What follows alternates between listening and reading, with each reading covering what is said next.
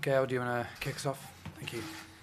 How many times have you rewritten and written again this squad over the past few days? And is it one of the toughest to make? Well, I think for the last 12 months it's been pretty challenging.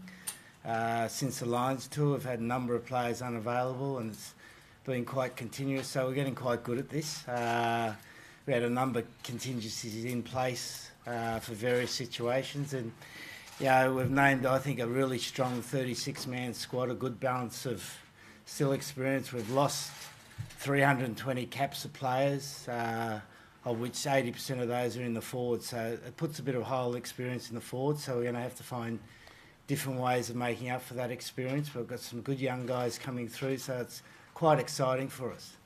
Of the 320 caps, who's the one that you think you miss the most? Oh, I think in terms of the way we play the game, there's three guys there, Billy, Joe Launchbury and Mako are all enormously influential players, good team men, love playing for England, and we'll definitely miss them. But what it does do is create opportunities for these young guys to come through, and we've always spoken about the World Cup, about needing to have the depth of three players in each position. So, immediately in November we're going to be tested in some positions where we're down the fourth and fifth choice, which opens up the opportunities for players to come through. Which areas gave you the biggest problems in terms of selections? Look, it was quite difficult across the board, to be honest, because of the changing sands all the time. Obviously, number 8, Nathan and Billy have been for the last 3 years, our front-running number 8. So we've brought Ben Morgan back, who I thought has been playing increasingly well for Gloucester under Ackerman, who's done a great job with him. Young guy Zach Merce has gone away, worked at his game, came through as a bit of a superstar at the under-20s, worked diligently at his game and deserves the opportunity. And in the backs, obviously, you've got Manu back. How much has that changed your thinking in terms of who might play 10 and obviously the absence then of Cipriani as another 10? Well, it's great to have Manu back in the mix. I think, again, he's been a bit like Zach. Each game he's played, he's got a little bit better, he looks a little bit fitter.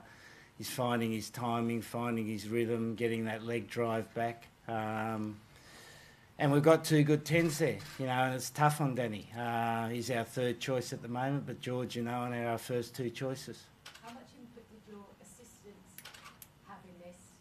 I assume they're watching it at home on TV, but they've not been around. How much of a say did... Well, usual process.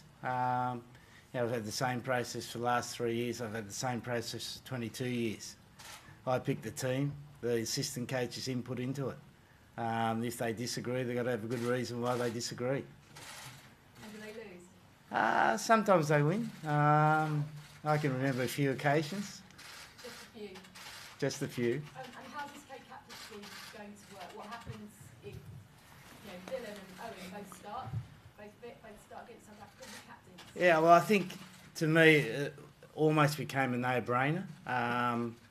Having watched Dylan captain the side for so many tests and then watching Owen on the South African tour, the combination of those two together is just a great fit. And whatever team I've coached where we've had success, you've always had 2 at the top. And traditionally it's been named captain and vice-captain.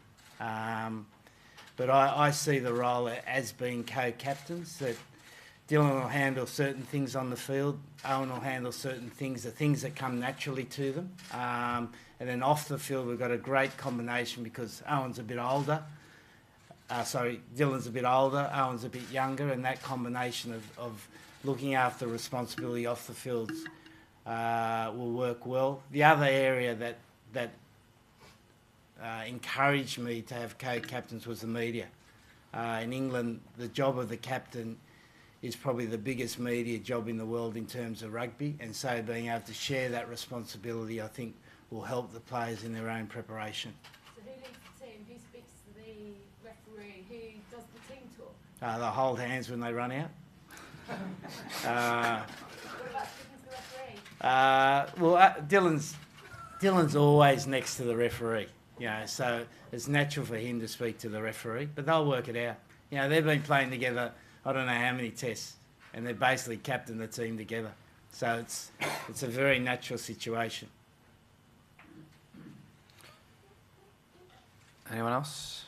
And just going back to Danny Cipriani, in the previous score you said, you know, you need to go away and work on some things. It seems he played well since then. What are you still seeing that's not bringing you to this point? Same things, mate. I've had the discussions with him. He's worked on some areas. As I said, George and I are now our first two number 10s. He's our third choice. There's areas of the game he needs to work on, and he understands it, and he's got to go away and keep working on it. Is still a World Cup possible? Everyone's a World Cup possibility, as we've seen. You know, if you spoke to Ben Moon 8 weeks ago and said, you know, you're likely to start the test against South Africa, you've got a great chance of starting the test against South Africa, he probably would have looked at you as though you had two heads. And now's that opportunity for him. You know, everything's a possibility. Anything else? Okay, we'll leave it there. We'll head downstairs for the writers' briefing. Thank you.